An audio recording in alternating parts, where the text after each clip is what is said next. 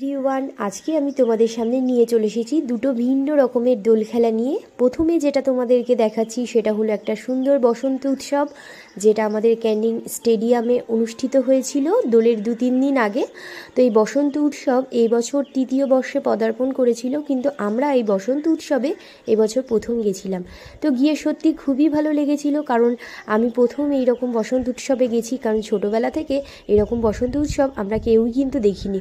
কারণ এই গত কয়েক বছর যাবৎ প্রত্যেকটা জায়গায় এরকম বসন্ত উৎসব হচ্ছে, আর সত্যি ডেকোরেশনটা এত সুন্দর হয়েছিল, আর প্রত্যেক বয়সের মানুষ কিন্তু এখানে সমবেত হয়েছিল, আর সবাই এত সুন্দর করে সাজগোজ করেছিল যে সত্যি একটা অন্যরকম বসন্ত উৎসবের চারিদিকে রঙিন আবিরের সাথে মানুষের সাজটা একটা রঙিন রঙিন ফিল হচ্ছিল।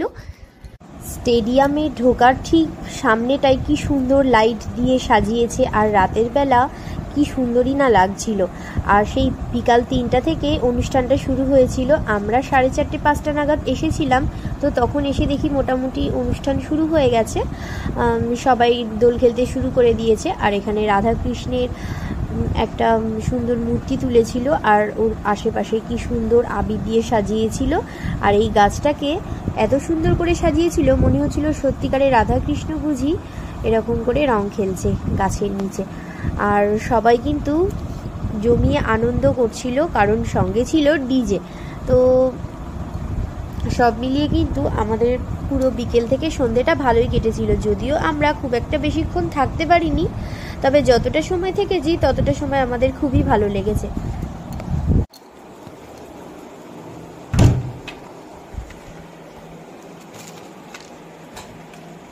আর এখানে ছোট ছোট বাচ্চাদেরও নাচ হচ্ছিল, সঙ্গে রবীন্দ্রসঙ্গীতের বিভিন্ন নাচ হচ্ছিল। তারপরে মানুষজন কিন্তু গানের তালে তালে খুবই আনন্দ করছিল।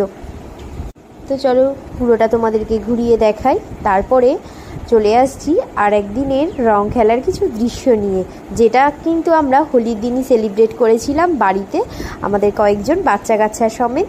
আর তোমরা তো অলরেডি পেয়ে গেছোই আমাদের বুড়ির ঘর পোড়ানো দোলের আগের দিনের লাইভটা। তো চলো এগুলো তোমরা দেখতে থাকো, তবে ওখানকার পুরো সাউন্ডটা কিন্তু দিলে তোমরা আরও বেশি মজা করে দেখতে পারতে ভিডিওটা, কিন্তু সেটা তো আর সম্ভব নয়। তো তোমরা দেখতে থাকো এমনি ভিডিওটা।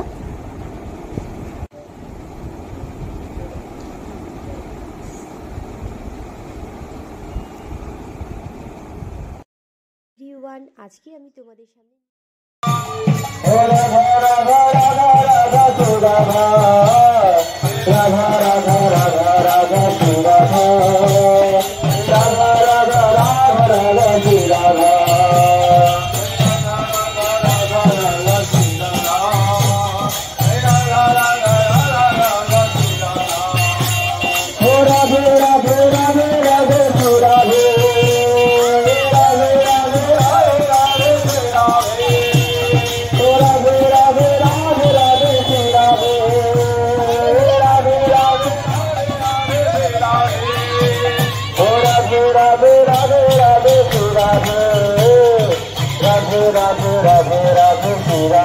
হরি সবার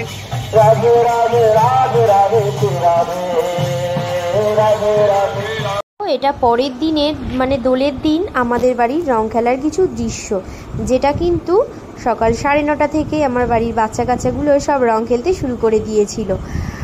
আর বাবিনও দেখো, এই যেটা দেখছো সেটা অলরেডি বাবিন পুরো রং খেলার 2-3 ঘন্টার মতো ছিল।